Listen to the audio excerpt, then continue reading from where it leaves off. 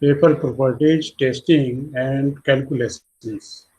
So basically, in paper properties, we are having the three different types of the properties. First one is the strength properties. Then second one is the surface properties. And third one is optical properties. In strength properties, we are having the tensile strength, bus strength, tear strength, double fold or folding endurance of the paper. And in surface quality, we are testing the smoothness of the paper, porosity of the paper,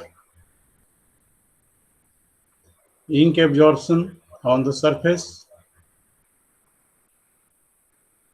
and in optical qualities, we are testing brightness of the paper, opacity of the paper, gloss of the paper, and again, sometimes we are testing for individual color intensity, mainly for the colored papers.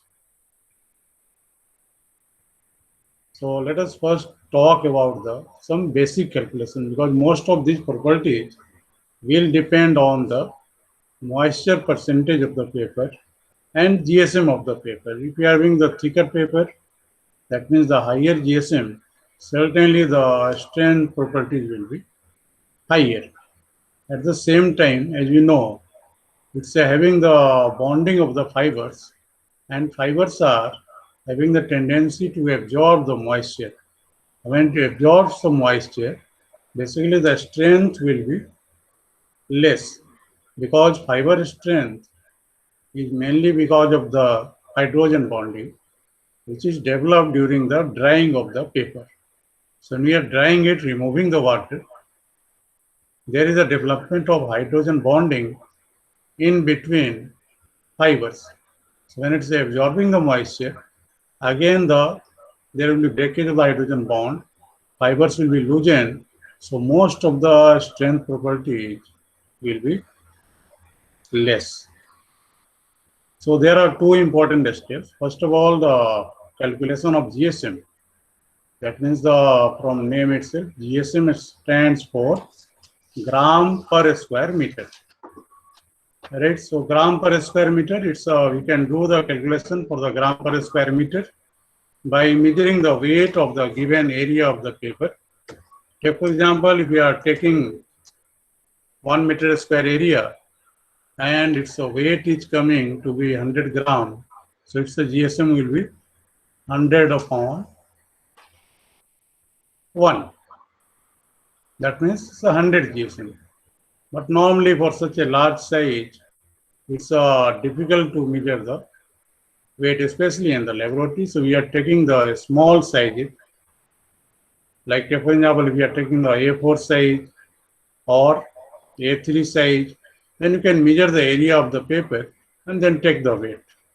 And the simplest way in industry is use of the quadrant scale. In quadrant scale, we are having a definite size in the form of a template. So that's basically steel metal sheet on which we are taking the size of the paper by putting the template, and then we are tearing it from both the sides.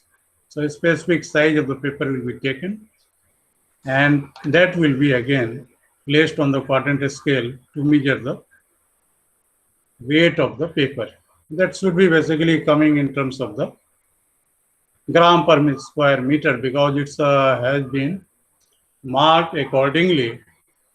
So it will do the calculation for the weight of 1 meter square. That means the marking is there. Even if we are taking the smaller size, this marking has been done, so it will multiply by the factor and it will give the weight for 1 meter square area. Otherwise, simplest one nowadays, we are having the weighing balance and take the weight of the given area. Take for example, if we are having the size of any paper is 25 by 25 centimeter, and it's having the weight of 4 grams. So it will be having the 4 gram is the weight here, and then divided by the area, that is basically 25 multiplied by 25. Basically the areas will be in the centimeter. So this is again the centimeter, and centimeter length and width, it will give the centimeter square. So that's a simple calculation that may be asked to do here. So how much will be the value here? First of all, you have to calculate the GSM. You can see here in terms of gram per square meter. So we have to convert in terms of the meter here. So it will be 4, then divided by, you can see here there are 25 multiplied by 25, and for converting it we have to divide the 25 by 100. So it will be coming on the top here, 100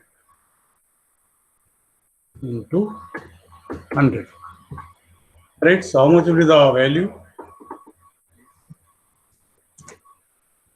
If we do the calculation, it will be coming 4 multiplied by 4, again multiplied by 4 here. You can see here 25 multiplied by 4, it will be 100. And finally it's coming to be 4 into 4, 16 multiplied by 4. 16 for the 64. Right, so GSM of the paper will be 64 GSM here.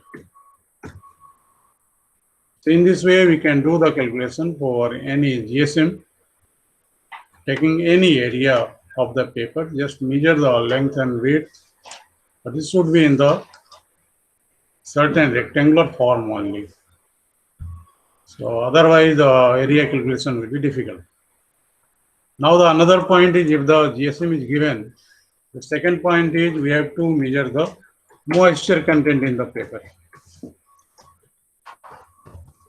Again, for measuring the moisture content, we have to take the standard condition. That means the 105 degrees Celsius temperature should be there.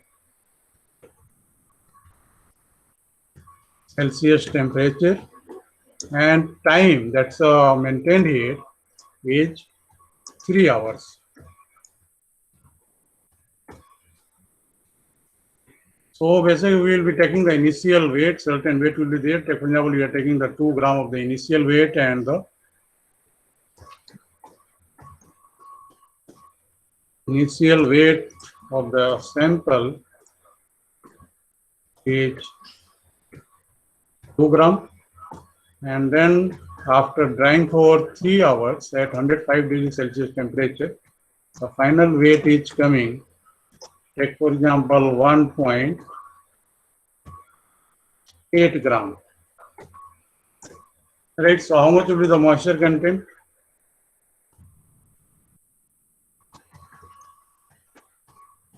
Moisture content is basically when we are providing the sufficient time at 105 degree, all the water will be converting to moisture or water vapor, and it will be leaving the material.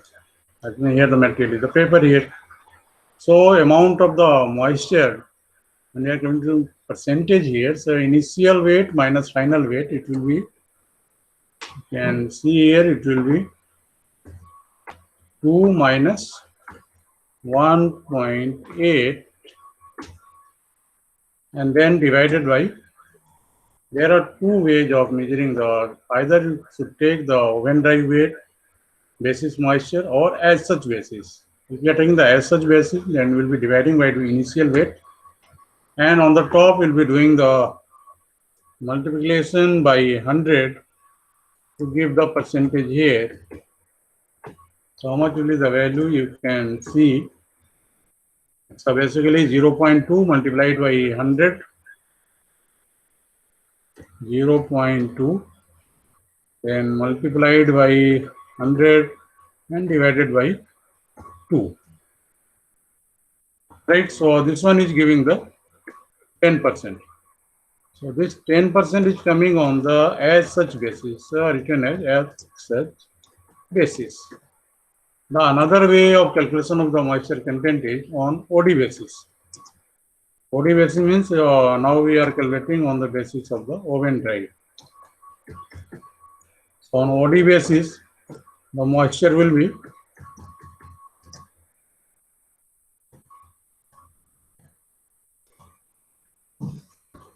again you are taking the same equation 2 minus 1.8 2 minus 1.8 here, then multiply it by 100 and divide it by the OD weight of the initial sample. So here the OD weight of the sample is 1.8, right? What will be the value here? Now it's 0.2 multiplied by 100 divided by 1.8, right? You can see here it's 0.2 multiplied by 100 will be 20 divided by 1.8, right? So it will be coming nearly 1 here. 0.2 will be again coming, so it will be again 1, so it will be slightly higher, 10.1%.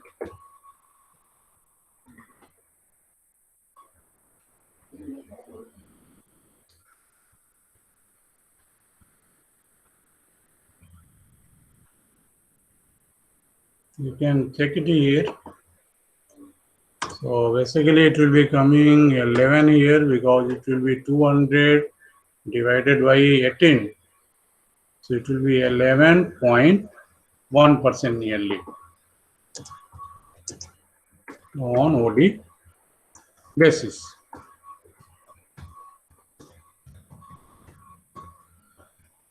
You can see the difference here. When we are calculating on the as such basis, it will be coming slightly lower.